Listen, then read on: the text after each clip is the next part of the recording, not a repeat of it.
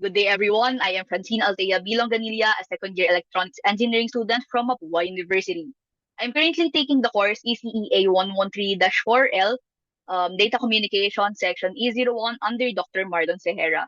So, in this video, we'll tackle coursework 2, which focuses on Module 7 of Introduction to Networking, specifically on Ethernet switching. So, let me share my screen as we log into my Cisco Networking Academy account. And let's go to module 7.3.6 activity called Switch It. So the instruction reads, determine how the switch forwards a frame based on the source MAC address, the destination MAC address, and information in the switch MAC table. Answer the questions using the information provided. Now let's take a look at the topology provided. On the right, we can see a switch with 12 ports and 6 computers, 2 of which are connected to a hub. And on the left side, we have the information about the frame and the MAC table, which we'll use to answer the 2 questions below. So for the first question, where will the switch forward the frame? So this is pretty much straightforward. We just need to examine the destination MAC address in the frame, which appears to be FF. And based on our discussion last week on our lecture, if the destination MAC is FF, it means that the frame is a broadcast frame and it will be forwarded to all ports. So we will check FA1, FA3, FA5, and FA9. Now, why did I skip FA7? Because we will not forward it to the port that it was received on, which is 0D on FA7. Now, moving forward to question 2, when the switch forwards the frame, which statements are true? First, the switch adds the source MAC address, which is currently not in the MAC address table. So let's see. Let's check the source MAC. It appears to be 0D, which is not listed on the MAC table. So we can assume that this option is correct. Second, we already established that the frame is a broadcast frame since its destination MAC is FF. So let's check that option as well and disregard the succeeding options since it indicates that the frame is a unicast frame. So let's check.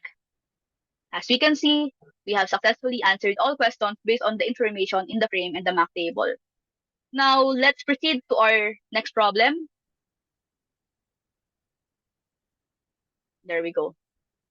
So our destination MAC is 0B, which appears to be connected to FA3 port under the same MAC address. So for question 1, the switch will forward the frame to port FA3. Question 2, when the switch forwards the frame, which statements are true? Let's examine the source MAC address again, which is 0F, which appears to be listed on the MAC table, so we do not need to pick this option. Second, it is also not a broadcast frame since we have a specific MAC address, not FF. So we can deduce that it is a unicast frame. So third option, the frame is a unicast frame and will be sent to a specific port only, which appears to be correct based on our topology. And the latter 2 options seems to be incorrect since we will only flood all ports if the destination MAC is unknown, and then it will only be dropped if there are issues on security issues and VLAN issues and such. So for our second problem, the switch will forward the frame to FA3, and we can also say that the frame is a unicast frame and will be sent to a specific port only. Let's check. As we can see, we also answered all the questions correctly. Moving on to our last problem. Let's examine the destination MAC, which is 0E, which appears not to be on the MAC table. So what we do is we flood all ports except the one it was sent to.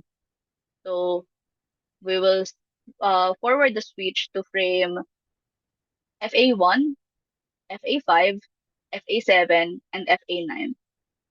Then let's examine also if the switch is not, if the source MAC address is not in the MAC address table. So as we can see, the source MAC 0B is also not listed on the MAC table, so we'll pick this option as well. And that's pretty much it. Let's check. As we can see, we have successfully answered all questions based on the information in the frame and the MAC table. Thank you for watching and see you next time. Goodbye.